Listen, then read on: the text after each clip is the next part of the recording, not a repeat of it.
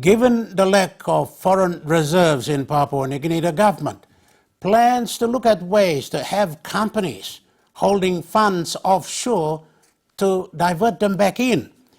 It wants to set up a marketing agency to deal with that. Questions on that were raised by NCD Governor Powers Pakop. He made specific reference to money held offshore by the country's timber operators. My question is directed again at the Prime Minister. Mr. Deputy Speaker, we all know, before I ask the question, just a preface, our country is facing difficult, hard economic times with the prices of commodities falling everywhere. So it gives a big challenge. One of the big challenges is having adequate foreign exchange. That's a big challenge that we all face and affecting a lot of private sector, big and small. Now, Mr. Deputy Speaker, there might be some ways in which we're going to provide relief. But one of the ways that I think that we can provide relief is to bring many of these accounts that all these big mining, oil, and gas company operating overseas. With one sweep, we can provide relief to the economy, bringing in a lot of foreign exchange. So my specific question to the Prime Minister is this. Mr. Deputy Speaker, Acting Speaker, is the Prime Minister aware that in last year, 2015, from the forestry sector, the all total earnings from forestry amount to about 1.1 billion.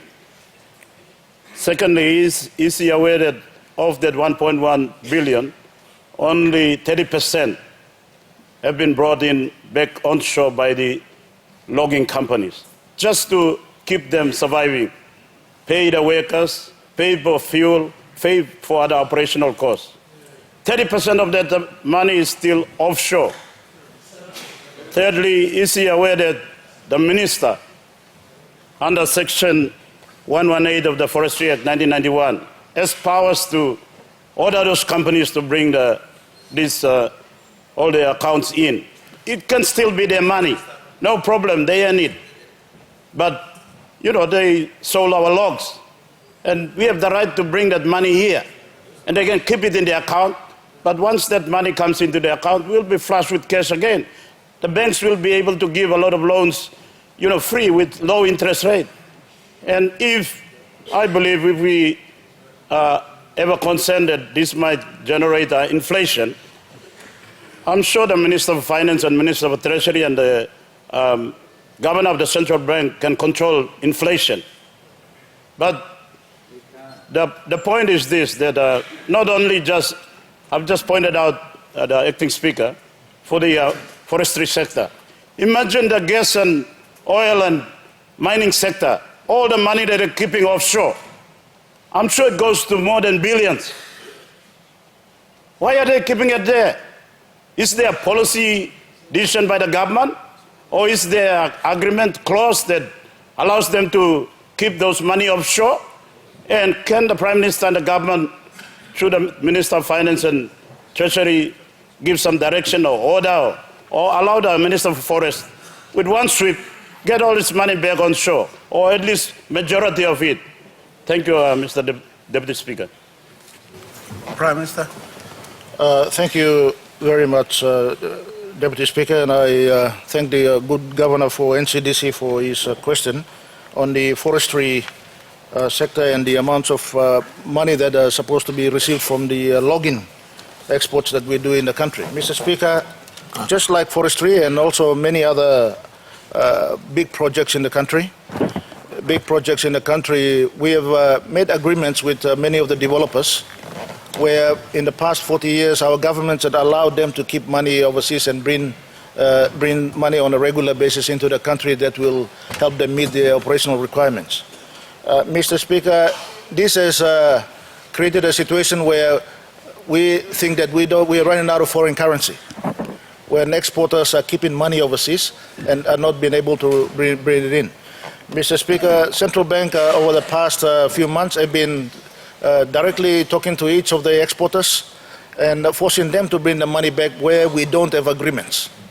Where we have government agreements with them, like the big mining and petroleum companies, that is difficult because that agreement has been sanctioned by this parliament on some occasions.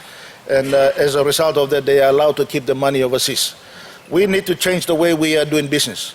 Our officials have been directed to go and approach, of course, each of the relevant industries. Particularly, National Forestry Board is now looking at the way of trying to encourage the exporters or direct the exporters using the Forestry Act. The minister has got the powers to do that. That process is already underway.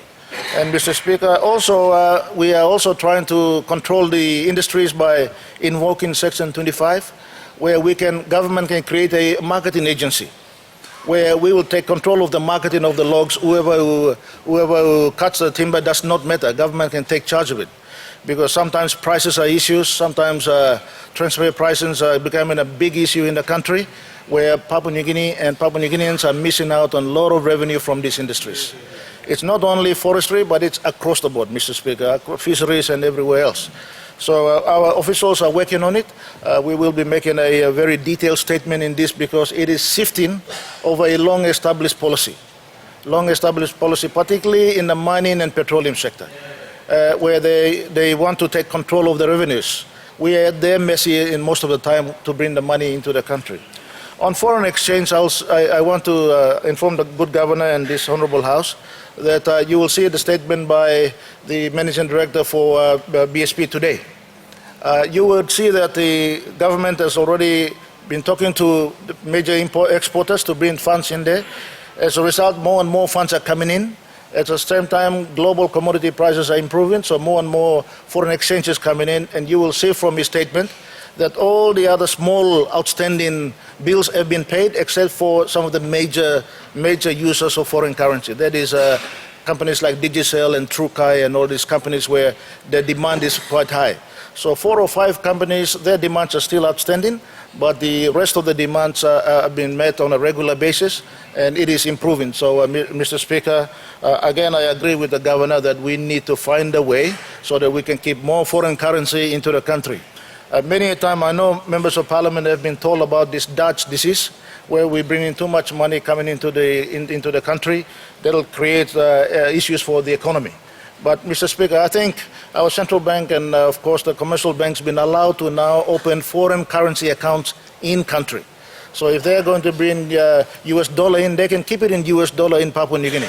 But we are aware of it, and we know that we can take our share for the country out of those funds immediately rather than waiting for them to decide for us. Thank you, Mr. Speaker. Prime Minister Peter O'Neill. Questions on that were raised by Paul Pakop, the NCD governor.